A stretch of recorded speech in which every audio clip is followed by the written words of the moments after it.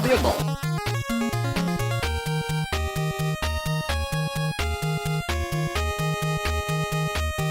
Welcome to the Double Dribble podcast with Dubin and Dakil. That's Jared Dubin. I'm Mo Dakil. You know Jared from lastnightinbasketball.com. Make sure you're following his newsletter. He drops a lot of great stuff through the course of the season. All the stuff last night in basketball, all the fun videos that he has. Make sure you're checking all that stuff out. I'm Mo. Obviously, I hope you know that by now. Former video coordinator with the Clippers, Spurs, Team Australia, right for Bleacher Report, and just podcast here. And then I'm all over the place after that. So make sure you're following us all on our social medias, and that way you can kind of figure out where we are. But Jared, we got pressing stuff. I don't even want to go too long. We have one thing on the agenda and one thing only. We have to talk about the latest turn of events with Giannis Antetokounmpo. Okay. You know, it's all over the place, Jared. Yeah. It's the latest update is that there is no update. So that's good. Absolutely nothing. Thank you everybody for listening. We will see you guys next time. I'm just kidding, folks. We're not here to do all that stuff. I don't understand why that's the first thing I saw this morning being tweeted out, and ESPN doing a segment on First Take with all that stuff. But there's absolutely nothing to report there. But there is a lot of stuff to go into. So I'm going to give you the quick rundown. And Jared, you pick where you want to start. And let's go with our rundown today. Luka and Mikal Bridges signing extensions, restricted free agency. Billy Donovan signing an extension with the Bulls. Daryl Morey shitting on the bubble Lakers championship. Where do you want to start? Let's start with the extensions, right? Like that's the actual bit of news. I feel like we could take the players and then we can go into Billy Donovan. Mikal Bridges gets the 4-year, $150 million extension from the Knicks. Luka Doncic gets the 3-year, I don't remember the amount of money extension. 165. All right, it is 161, but could be 165 if the cap goes up a certain amount. Let's start with Luka, actually. I feel like that's easier to talk about. This was obviously happening, and the only thing that is notable to me, I think, is that he took the 3-year, the 2+1 extension rather than the 3+1 extension for good reason, because it allows him to get into free agency 1 year earlier, where he can sign for the Supermax 35% extension that he is no longer eligible to sign right now, because the Mavericks traded him after the expiration of his rookie contract, but before he was reached Supermax eligibility to sign with them. And if you're traded in that interim period, like if you're traded when you're on your second contract, you can't sign the Supermax with the new team because you don't have enough service time with them. Yeah, should come as no shock to anybody that he signed this extension. I don't think he should. I would have been very surprised if he did a 3+1. Look, the name of the game is get out in free agency as much as possible when you're as good as talented as Luka. Like the $460 million Supermax or whatever it's going to end up being 2 years from now. It's already like a done deal. Like they probably have the paperwork and just need to fill in the exact numbers and the proper date. That's it. And then it's like that's going to happen. That's a done deal as well from the Lakers side of it with all those things. I don't have any notes. This is what we expected. This is what we kind of been waiting for with all that stuff. The one thing I think that's becoming a fun sort of subplot caveat story in LA is like, and it's been this way for about since the Luka trade. You know, what's LeBron's reaction? You know, I heard Bill Simmons equate it to, kicking out your old wife, your ex-wife, for a younger model and type of situations and things like that. I don't know if that's a proper analogy. But they're living together. So in the same house. No. And they're in the same house. He did actually say exactly that. So I did kind of butcher. This is what happens. I listen to the podcast while walking the dog and just, I get bits and pieces of it while, making sure my dog doesn't do something stupid. But the ultimate thing is like, there's like this whole undercurrent, right? Like there were Lakers that were there at the press conference, players, they went to the Backstreet Boys concert in the Sphere in Vegas, to celebrate and all that stuff. But there was nothing from LeBron. I don't think there was anything tweeted from LeBron, all that stuff. So now it's like, what's this whole thing? Where it August 4th, Jared. The season hasn't even begun to percolate, and I'm already exhausted by this. So am I. I think we've been talking about how exhausted we are by the LeBron Lakers discourse for a couple months at this point already. LeBron doesn't seem like a Backstreet Boys guy, so I'm kind of not surprised that he didn't go to the concert. I did see that he FaceTimed Luka. I can't remember where I saw that. So, like, what do we care that he wasn't at the press conference? Like, just leave me He's on alone. vacation. He's on vacation. Let the dude chill. The It's dude's August. 40. Nobody is doing anything in the NBA in August other than like relaxing on beaches. And Luka will get his 5 years and $406 million in the summer of 2028. And the Lakers will build around him for the next, that'll be 8 seasons. And you're that's the supposed real to. challenge now. And you're supposed to. You're supposed to build around him now. Like this whole thing. LeBron's 40. This whole idea, you're supposed to just keep building after LeBron around LeBron. You got to start looking towards the future. But it's right now they're on the same timeline. Like you want to win now with Luka too. Like the guy just went to the finals. He's 26 years old. It's not like you're building for 4 years from now. It's just you're maybe not mortgaging quite as much of your future as you would if LeBron was really the only guy on the team and he wants everything right away, right now, like he has since he went to Miami, essentially. And there's not much to do on that front anyway. Like, what else are they going to do? And I just want to warn everybody now, get comfortable with the contract talk, the free agency talk all season long with LeBron. You know, this is going to be, he's going to be a free agent at the end of the year. We're going to have this all season, and there's going to be things. He's going to put cryptic tweets out, you know, passive aggressively. Rich Paul's going to put some stuff out there. We're going to photograph. We're going to go nuts about the picture of him and Mav Carter and Jokic's agent on a boat. You know, like there's going to be all sorts of Zapruder film of all that. Get ready for all of this stuff. I don't know how much we're going to discuss it, Jared, but there's going to be a lot of that stuff going through the course of the season. I'm already ready for the every 5 years LeBron might go to the Knicks story. That's already been one of the things. Yeah, that's been talked about a bunch. We can thank Wosny Lambre for Karl Anthony Towns to LeBron on one of the bigger podcasts getting that ball started. I don't really have any other notes though beyond that. I think this is. You have to do it if you're the Lakers. It's a no-brainer. Luka, you signed this. You want to do it. You want to sign into this. Yeah, you want to. This is what they want to do, and it should. And this is all part of the deal. So good for the Lakers, good for Luka. Let's go to the Mikal Bridges deal. 4 years, $150 million. I read a wonderful newsletter called Last Night in Basketball. I don't know if you've heard that, Jared. But, then he took $6 million less. And I'll be honest. When I first initially read the report that he signed the extension, all that stuff, and it's like, oh, he took a pay cut or took less money, and it was six. I found it was just $6 million. I was like, whatever. But then you brought up the more important point because this is the thing I have to remind myself over and over again. It keeps the Knicks out of the second apron in the 2026-2027 season as of now, right? If I have it correctly, and I think that's the deal. What are your thoughts on this extension? Yeah, so just to the second apron point, like as of now, they would duck the second apron if they let Mitchell Robinson walk and fill out the rest of the roster with minimum deals. That's obviously a pretty and that's significant... next summer. That's next summer, right? Right. That would be they're under the second apron this year. They have to be under the second apron this year because they use part of the taxpayer mid-level exception to sign Gershon Yabusele. So they're hard capped at the second or the non-taxpayer mid-level exception. No, taxpayer mid-level exception. I always get confused by what the small mid-level exception is. The taxpayer. There's too many. The big one is the non-taxpayer. I should just call them the mid-level exception and the mini mid-level exception because it's just easier that way. But yeah, so if they let Mitchell Robinson walk next summer and fill out the roster with minimum contracts, they can duck the second apron again. If they decide to bring Mitchell Robinson back, then it gets a little bit more complicated to duck the second apron. But this is another point that I thought was interesting.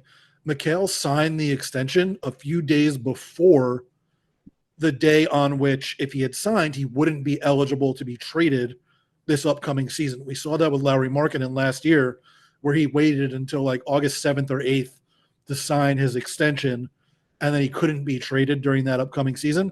Mikal signed on, I believe, July 30th or 31st. I can't remember which one it was. So technically, he is eligible to be traded on the first few days of February if the Knicks decide that's what they want to do. They're complicating issues with that because of the salary and then the raise that he's getting for next year. But it doesn't completely take it off the table. It did, because of the raise that he's getting, take the immediately trade him. So like if Giannis were to get traded next week, as far as I can tell, Mikal would not be able to get traded in the. Well, in we that kind have of news deal. on that. We have news on that. There is no news on Giannis being. The news is there is no news. Continue. Yeah, I was just using that as an example. I shouldn't have Yeah, used of that. He course. can't get traded for LeBron next week. But there are so many different complicating factors to this. Like on a per year dollar value basis, $37.5 million a year for the player that Mikal Bridges was last year is an overpay by several $1,000,000 per year, right? Like that's straight up. There's no question about that. If it's the player the Knicks thought they were getting in the trade, then it's probably a neutral value contract for that type of two-way wing who hits threes, defends three positions, and knocks down threes and does a little bit more off the dribble than your standard 3-and-D guy. What they're probably going to get is somewhere in between those two polls, and that makes it an overpay by a few $1,000,000 a year. And yeah, it's an overpay. It's, in a certain sense, you don't want to overpay anybody, obviously. And they're in what, the dunk down guys, Nate Duncan and Daniel Rue, like to call the bird rights trap, where they have his bird rights so they can re-sign him. But because they're over the cap, they couldn't sign anybody to replace him for a similar dollar value. Like if he were to leave, they're basically replacing him with somebody that makes the minimum. Right. And that often leads teams to overpay guys, which I think is what the Knicks did here. But, and enemy of the podcast, Seth Partnow, pointed this out, the Knicks are not building a cap sheet. They're building a basketball team. Right. And Mikal Bridges, whether he is the ideal version of what you want him to be or the version he was last year, is a very important player for that basketball team. Even if he's just the guy he was last year, it's a hard skill set to replicate in terms of multi-positional defense, knocking down corner threes at the level he did. He hit 43% from the corners, but only 30% from above the break. The corner threes are still important. He did at times bring the off-the-dribble stuff, especially when Jalen Brunson was hurt, and especially during the playoffs when they finally started playing him at the beginning of second and fourth quarters in the non-Brunson minutes. He had a few huge fourth quarters to help them come back wins against Detroit and Boston. It's a hard skill set to replicate, and as we just saw, it's very expensive to get those kind of players, especially when you have to overpay them by a few $1,000,000 a year. Yeah, like I'm not too worried about it. I think one, it'll be interesting to see how Mike Brown handles all that. Also, small side note, they just took Brendan O'Connor off the Clippers staff, and he's going to New York. Uh, Worked with Brendan for like one season. Very bright guy. I think he's going to do a great job defensively for the Knicks. He's the defense. He was part of the defensive coordinating team that the Clippers had. Brendan's a For good dude. years. Yeah, he's been there for 10 years. Like there's no, other way to look at it with the Clippers. So very well respected. That's a good hire for the Knicks. It'll be interesting to see how Mike Brown deals with this and again, this comes back to this isn't just a bet on Bridges, it's a bet on Mike Brown being able to get the most out of Bridges. And I think that's going to be the important aspect of it. But at the end of the day, too, he's just a good player. He's just a good player. He deserves to be paid. I think this is a fair deal. One thing I want to say also, the caveat is he has a player option for year 4. You have a great note in there.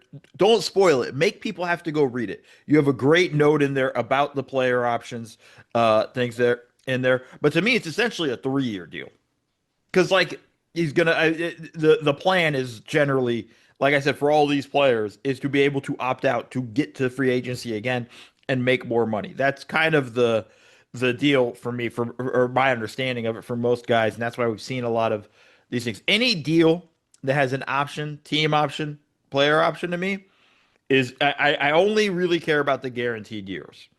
Luke Cornett announced 4-year deal. Really, it's a 2-year deal. Then after that, Yeah. then we have partial guarantees and all that stuff. So that's just an example of it with all that stuff. The one extension I did like, I like the ball, actually. I shouldn't say the one extension I did like. I'm just used to just the default being negative, Jared, that I kind of go there. Um, the Chicago Bulls extended Billy Donovan, and we're on the same page on this, so you don't have to worry about it. But like NBA Twitter, a whole bunch of like uh experts, the armchair experts who I am taking y'all to task, like did not like this or like boo-hooed it. And I'm like, Billy Donovan's a good coach. He's a good coach. He's in a bad situation, but he's a good coach. Like this is what you want your team to do, is to keep the good coach. And everybody that kind of like tried to crap on this or make it seem like, oh, they just staying on the treadmill of mediocrity. There's a lot of problems in Chicago. It's not Billy Donovan. He's not one of them. Yeah, I think Billy Donovan is a pretty good coach. I think particularly he's shown a flexibility to coach different kind of rosters in different ways. That is something that I value personally a lot. I think he's become a sort of avatar for what the Bulls have been, of just trying to be not terrible every year in a way that I'm not sure accurately describes his coaching acumen. Like, I think he's better than not terrible, but the Bulls only care about being not terrible on an organizational level, from ownership to management and the product that they want to put on the court. So Donovan gets sort of lumped into that to a certain extent. I think it's a little bit unfair, but I also think that, and this is something that I talked about when we talked about whether or not the Knicks should fire Tibbs. And I know that this is something you don't necessarily agree with, or didn't agree with when it came to Tibbs, at least. I think unless your coach is giving you a definitive advantage night after night on the court in terms of culture or preparation or tactics or something else that doesn't fit into one of those categories, then you should at least be open to looking at other options and trying to find someone who does. And I wrote about this in the newsletter. I don't think you could argue for, like, it's not his fault, but he's not giving them a culture advantage because the culture is to be not terrible. That's just what the culture is in the organization. It's not really his fault, but he's not giving them an advantage there. Preparedness, I think his teams are well prepared. I don't think that they're like so well prepared that it's like obvious that they're better at everything than their opponents are on a night to night basis. So I think that level is fine. And I think tactically, like I said, he's pretty creative, but he's not overwhelmingly creative to the point that you're like, oh my God, the Bulls are just on another level every single night. So to me, you should at least be open to exploring other opportunities. The problem with that is the Bulls don't accept any downside risk whatsoever. Their whole organizational philosophy is about not pursuing upside because they're afraid of any potential downside, and getting rid of a coach that is a pretty good coach at the least, and a good coach probably at his best. Being willing to move on from a guy like that carries downside risk, and so therefore they are not willing to do it at all, even if it means they could potentially get an upgrade, because they could also potentially get a downgrade. And I think that philosophy is just not something that I personally would adhere to. That doesn't make this Donovan deal a bad deal. It's just of a larger piece with their organizational philosophy that I don't like. Well, I would just look at it this way, and I don't. So now I don't agree with you in that sense. I thought we were more in line. God damn it, Jared. I would say it this way. He's a good coach. He's a good coach. Like, he's not great and he's not terrible, but he's a good coach. And it's sometimes, we always talk about like the grass is greener on the other side. Not always, man. And I think this is the thing you're looking at. You have a guy that is legitimately a good coach. You can talk about all the stuff, the we what if it's everything you said. What if we get an upgrade? There is no clear upgrade out there. There isn't one, right? And there's no and obviously, you might downgrade. There's that risk with all that stuff. There's no reason to rock the boat with Billy Donovan. You need to rock the boat with your front office. Now we both know they're not going to do that, but that's Well, they where the extended the front problem. office too.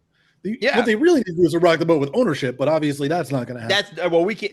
Nobody can do that except ownership themselves. So there's no. But like, it's the really it's the front office that has put them in this terrible, terrible position to be this mediocre team with everything there. I just think Billy gets the unfair blame because he's the front man for this. And I think it's really, unless he's in these meetings and fighting for all of these deals and making these moves, like he was screaming, we have to have Patrick Williams at 5 years, 90 million. Like I don't know why we would blame that and feel like he needs to be moved or not worthy of an extension. I think he's done a good job and he's shown to develop young players. I think that's one of the things we don't really give him a ton of credit. Kobe White's really improved under him. It maybe hitting his ceiling at this point. We don't know about, we'll see what happens with Josh Giddey after the second half of the season he had. We'll see if he can continue on. There are misses. Patrick Williams hasn't really kind of developed, and that happens with every organization. I just think it was really you showed your ass a little bit to me if you were like boo-hooing this contract extension, online, where it made me just question like your thought process in terms of basketball because he ain't the problem. Yeah, like Donovan is not the avatar that you're looking for the Bulls. Like, I think it's fine. Like, they extended a coach who's a pretty good coach to a good coach, and that's fine. It's not necessarily the decision that I would make, like to go extend him now, but that doesn't mean it's a bad decision. It just means it's not necessarily the decision that I would make because I'm more interested in upside than worrying about downside. And that's just a personal philosophy. Like, the Bulls worrying about downside is a whole organizational thing that infects everything they do. But that doesn't mean each individual decision is a bad one. Right. Well, folks, we're going to take a quick break. Don't worry, there are no ads yet. But we're going to restart a new Zoom because Jared and I went a little bit long. And then we're going to come back and we're going to talk about restricted free agency and all the fun those guys are having. So just, hang with us for a quick second. And folks, see, it was a quick minute, not even a minute, probably a quick second for you guys. It was a couple minutes for Jared and I as we restarted the Zoom. Please, by the way, we messed up, Jared. And when I say we, it was really me. Please, folks, rate, subscribe, review. This is a little bit of rust. I take 1 week off, go sit on a beach in Hawaii, and I completely forget. We need 5-star reviews, folks. Please. I see the comments. I see what you're saying. I think I've done a pretty good job on not sniffling right now, so keep it going. I probably jinxed it for all of us. But please keep giving us those reviews. Give us the 5 stars. Share this with all your friends. Please help us out as we try to build this thing out. And another thing that people are building out, Jared, is their roster, and restricted free agency is not helping a lot of teams. We still have this is the 4 restricted free agents: Jonathan Kuminga, Josh Giddey, Cam Thomas, and Quentin Grimes. The most news has been around Jonathan Kuminga. I haven't really heard a lot of other news around the other 3. But just as a whole, restricted free agency sucks. Yeah, it's terrible.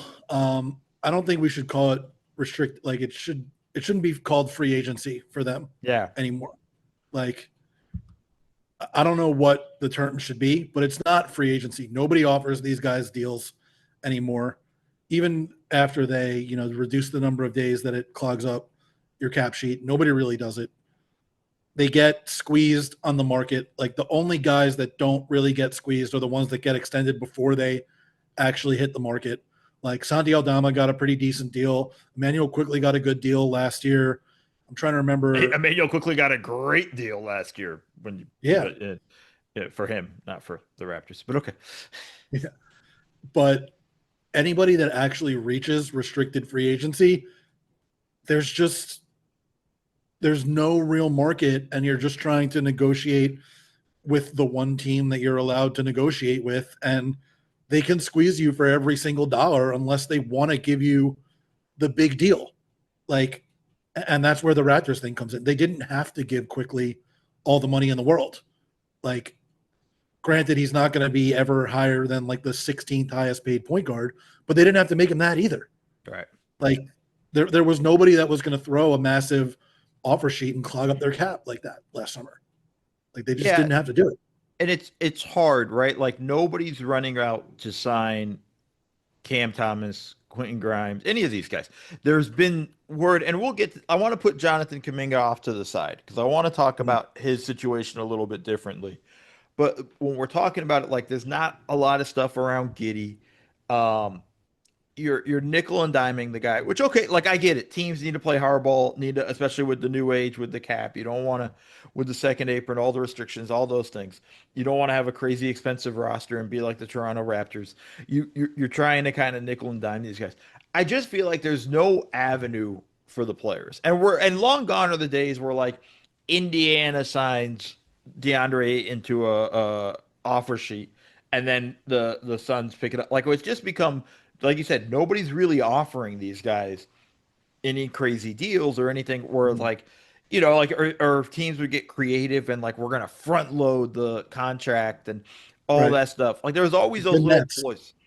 The Nets did it with Tyler Johnson and Alan Crabb, Yeah, and I think the Timberwolves tried to get Nick Batum one time.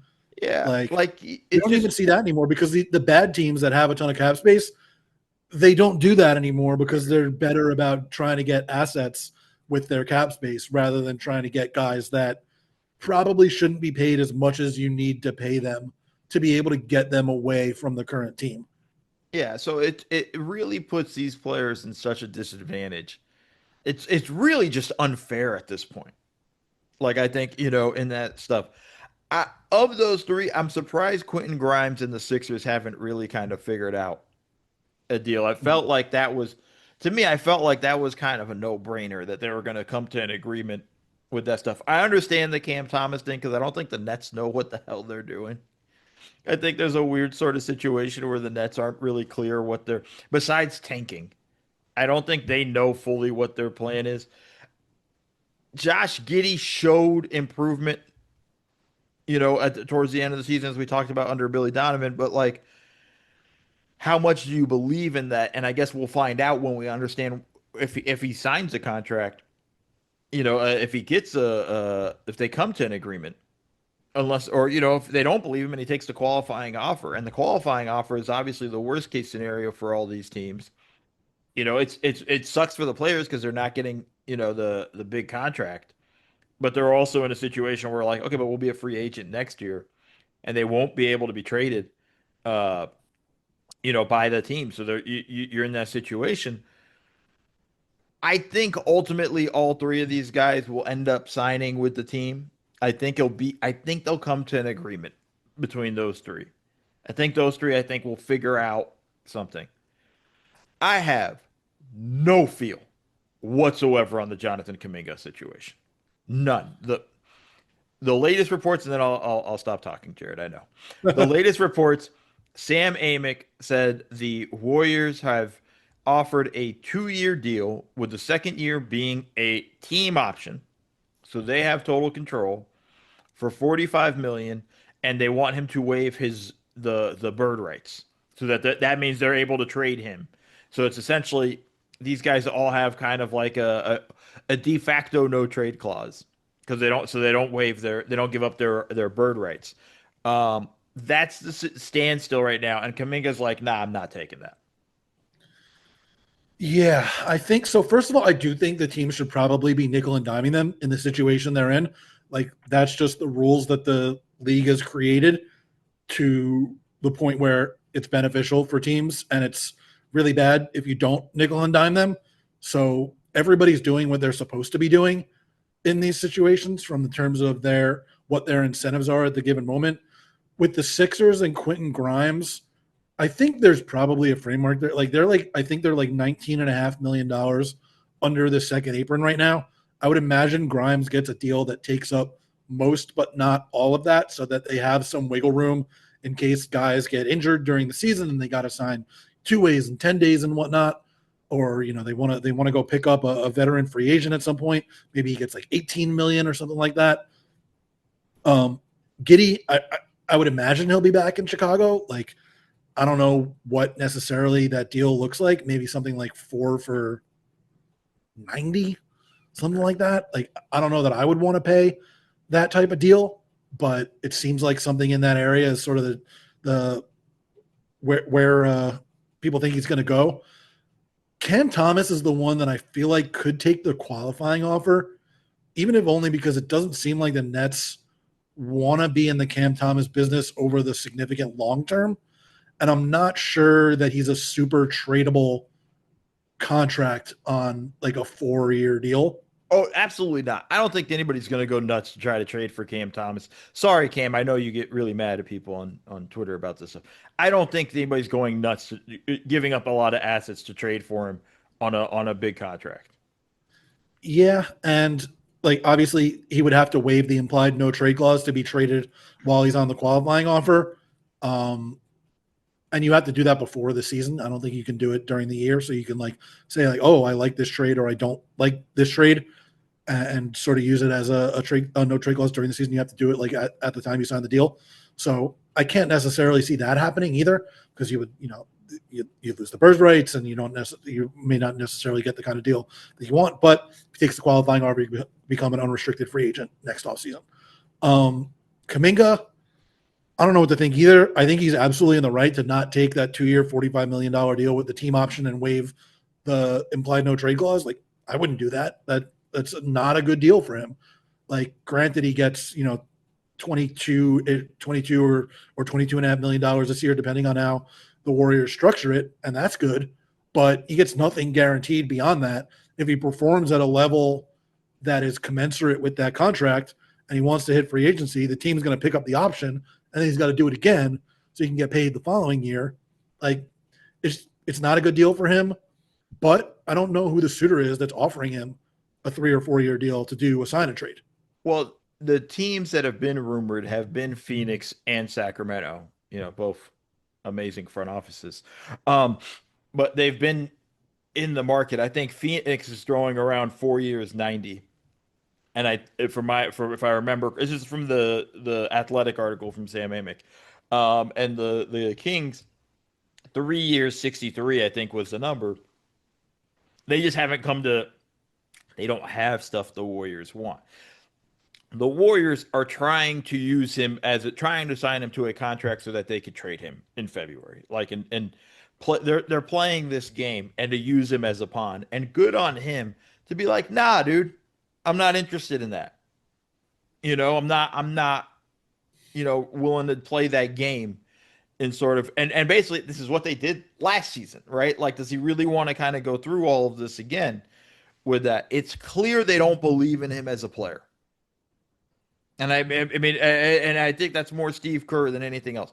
They don't believe in him as a player, as it seems. They like the idea, but they don't think he fits their system and all that stuff. It's such a standstill. Like, I think he's got to just take the qualifying offer and not waive the no trade clause. Like, I know he loses out on a lot of money this year, but if they're not really engaging in sign and trade talks with either team. They've all been on the peripheral. Nothing's really been discussed. Although I think the Kings, if they really want to make it interesting, the rumor was Malik Monk and a 2031 or 2030, excuse me, lottery protected pick. The Warriors obviously want it to be are fighting over the protections, which they should. They should make sure they're trying to get the most out of it. But like, Well, I the don't know, problem man. with that also is because of base year compensation issues, the Warriors would have to add salary to that deal, which would probably require them to also sacrifice like Buddy Hield or someone Or like that Moses Moody in or the something. deal. Yeah, and they're not inclined to do that, and I understand that. So we're in this really weird stalemate where, like, I just don't think the Warriors are gonna get what they want out of that. In terms of like they're asking for everything. That's an asinine deal that they offered him, this 2 year deal where they have total control across the board. Right? Like, I think that's ass. I think trying to get everything. I think if they were willing to say, we want you to waive the thing, but they'll give you a player option for the second year, or vice versa, right? Like, you can hold on to that, and then it's a team. Like, they have to be willing to kind of negotiate. I don't know how it plays. I just think at the end of the day, I think he's going to end up signing a qualifying offer. The qualifying offer isn't ideal for him either, though. Like, yes, he gets the implied no trade clause, but he loses out on. I don't remember the exact value of his qualifying offer, but Oh, but I it's would like imagine he around loses out. like 15 million. I think it's like 6.7. I can look it up while you talk. Yeah, he loses out on at least $10 million in that first season, and then like you said, he's not really in their definitive plans. He's not Steve Kerr's kind of player. He's not a player that fits in this read and react kind of offense that they run with Steph and with Draymond and now with Jimmy Butler. He is a poor fit for that. So it's not like he could then play at a level to where he makes up the 15 or whatever it is $1 million with his contract next year. Like getting signed and traded is the most beneficial thing for him. The qualifying offer, I don't think works out that well for either side. The qualifying offer is 7.9 million. So it's like around like what the doing math in my head, it's around 13, 14 million that he'd be kind of losing out on this year. It's not let me put it this way. There is no win-win in this situation. I think the win-win is a sign and trade. But it depends on what the Warriors are getting back. The two teams that are interested are not giving them something that they want. Like, listen, if the Kings are going to put Keegan Murray in the deal, okay, now there's this thing. But I don't think I the think if Kings. you get Malik Monk and a protected first-round pick for Kuminga and Buddy Hield, I think that's fine. I don't think that's a lot for the Warriors. I don't think that really does much for them. It's not a lot, but Monk can replace some of what Hield brings. He's obviously not quite the same shooter, but he brings more off the dribble. He can play on or off the ball. Like technically, you can play him with Steph. Granted, you'll have two guys that are somewhat huntable, at least on defense, and they're both kind of small and skinny. But you can get the shooting out there. You can get somebody else that can create off the dribble. We've seen over the last couple of years that he's much better at creating in pick and roll situations than we saw earlier in his career. And he could do a lot of the dribble handoff stuff with Draymond too, in the same way he does with Sabonis. Let me Like, ask you this it's question. not terrible. Let me ask you this question. Okay. I would take Malik Monk, but this is my point: is he really going to get that many more minutes than Brandon Podemski? Like you know how much he No, loves. I don't think he would get more minutes. I think he would come off the bench and be like a replacement for Hield and more. I just don't see that doing. At the same time, if I'm the Warriors, I don't see that really moving the needle in any way where you feel like this is something, and it doesn't set them up for future success, right? Like it's not even like they have like yeah, that's a protected pick. Cool. Like we don't know what the protections are. Let's say it's top 10 protected. It's the Kings, man. That thing's gonna be they're gonna be bad. They're gonna be in the top 10. They're gonna be in the lottery that year. Like it's just like I don't feel like there's that stuff. I don't think with the two teams that are rumored, I don't think there's a win-win. Right. If somebody comes in and there's a great trade option, sign and trade, and that all works out, great. But as it currently stands, there's not a win-win. I don't think anybody's coming out of this clean. I don't think everybody's coming out of this happy. I think we're going to be in a very difficult situation trying to figure it out. But this is also the problem we have with restricted free agency. Yeah. I mean, to be clear, I don't think it's some amazing deal, Monk and a protected first round pick. I think it's fine. Like you could do worse, you could do better. You probably can't do better in this specific situation because the teams that might be willing to offer you more seemingly are not interested. Like there was a couple days where people were like, "Oh, the Wizards could be interested in Kuminga," but that doesn't seem to have come to fruition. Doesn't seem like the Nets are particularly interested in Kuminga. Those are the teams that would have like the assets in the cap space Right. and might be interested in a young player like that, but it doesn't seem like they are. I don't know that you're doing better from either the Kings or the Suns unless you can get the Kings to drop it down to like top 8, top 6 Yeah. protected, something like that. But And the Kings shouldn't. The Kings shouldn't.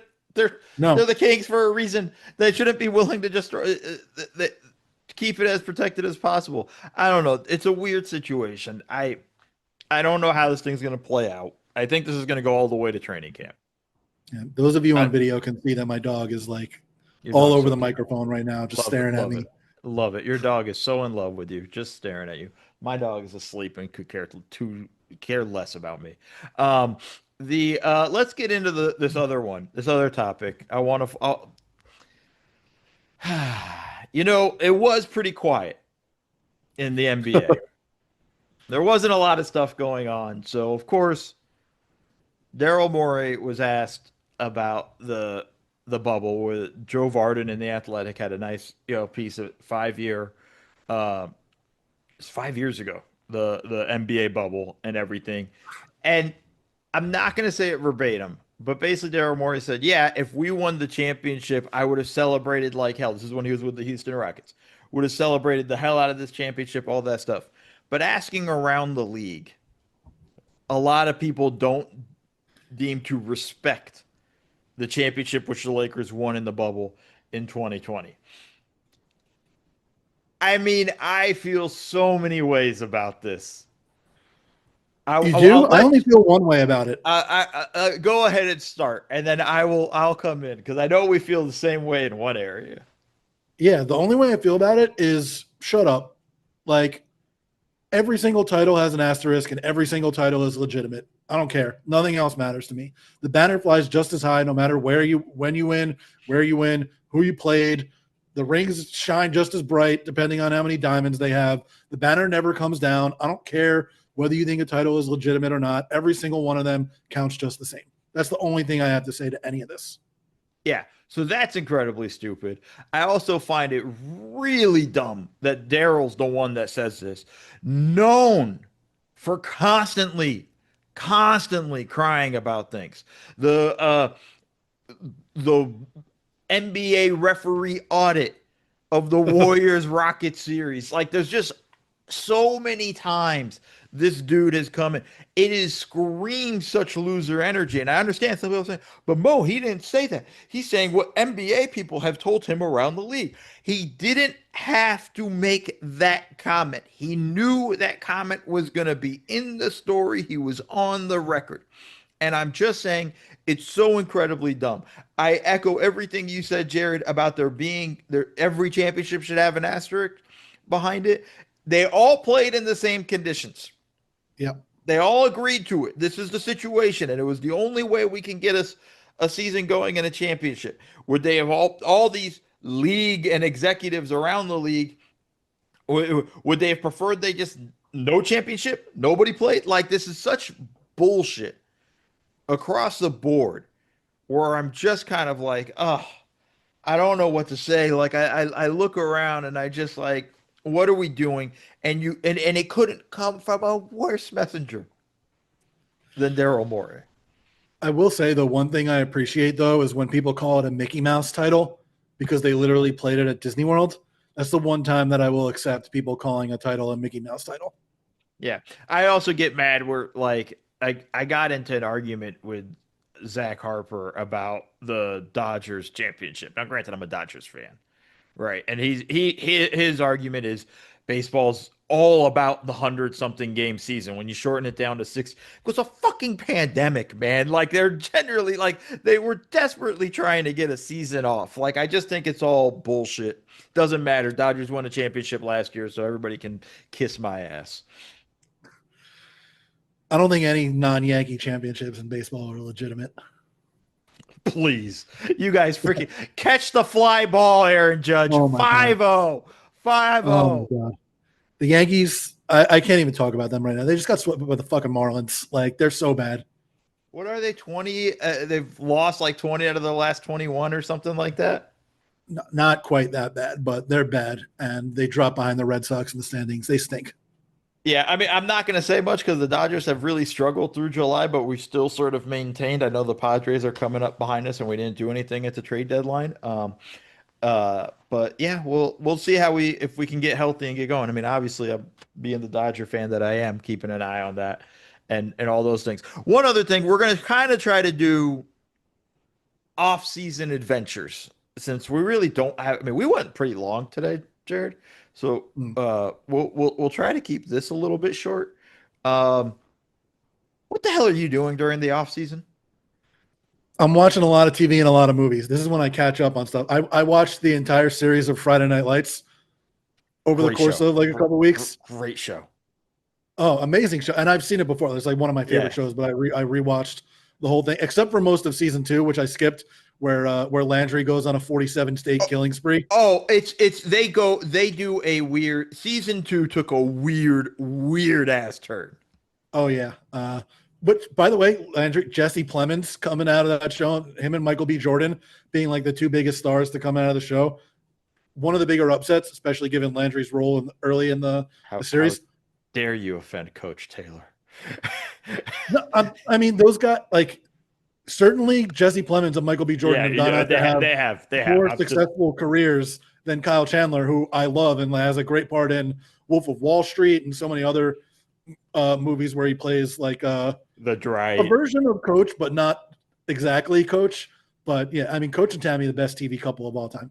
Yeah. Anyway, so I watched all of that. So I'm not a person that can listen to music while I work. I get distracted. So I just put on old TV shows or movies that I've seen before in the background. So I can blow through this stuff way quicker than it seems like you should be able to because I work from home. So some days I can watch 7 Friday Night Lights episodes while I'm working because I just have them on in the background because I've seen it a bunch of times.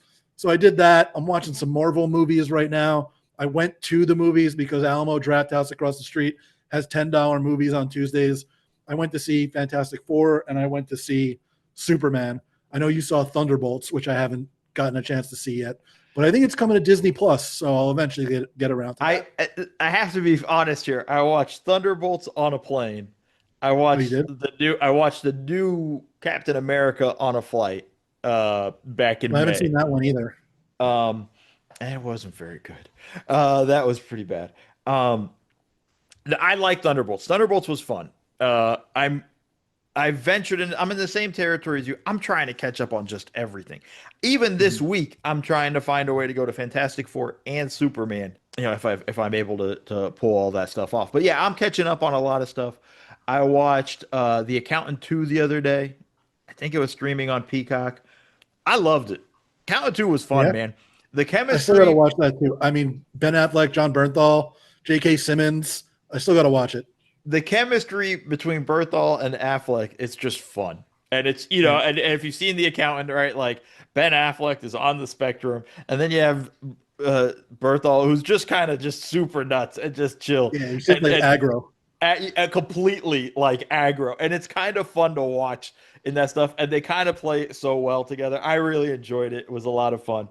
We'll end on this. Friday Night Lights, that show will always have a special place in my heart because one of the best compliments I got, and this show was coming out when I was just finishing up college, still trying to create a coaching career. And one of my buddies turned to me he goes, honestly, he goes, I see so much Coach Taylor in you. He's like, that's going to be the type of coach you're going to be. And it was one of the biggest compliments I had gotten. And I was like, yep.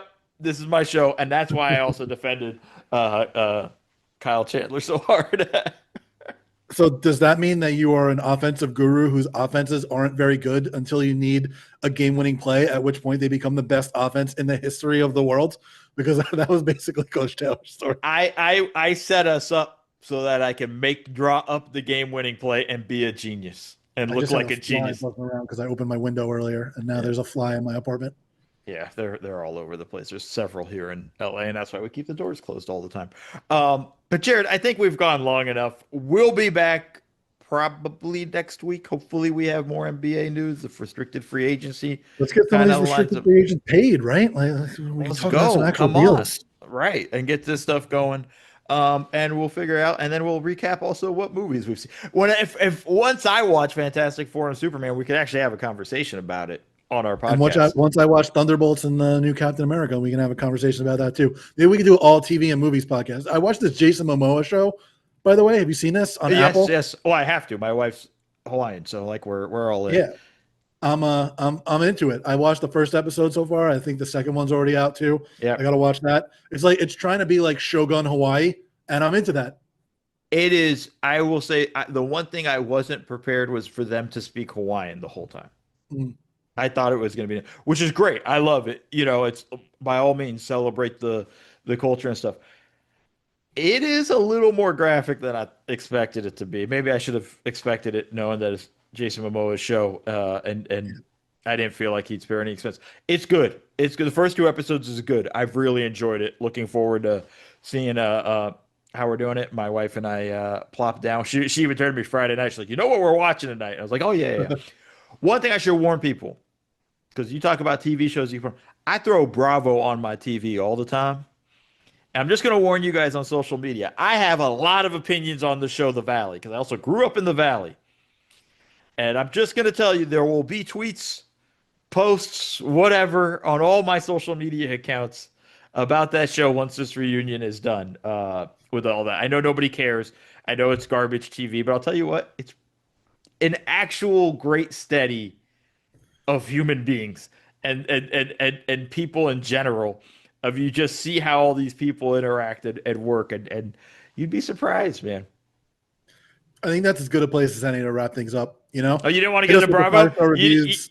you didn't want to talk about, you don't want to talk about the Real Housewives of Salt Lake City with me, or the Secret Mormon Wives is coming out soon again with season. Oh God, can't wait.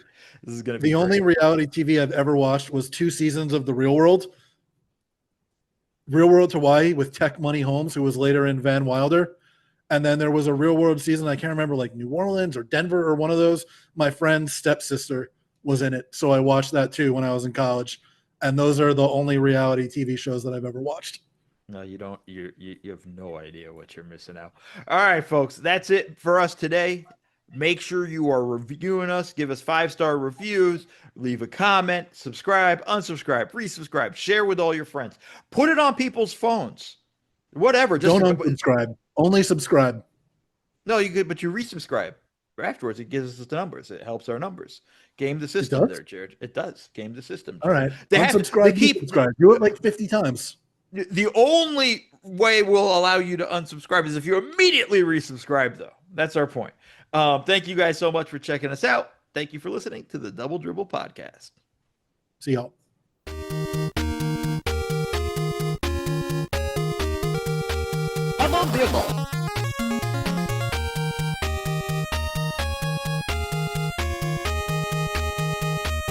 Dribble.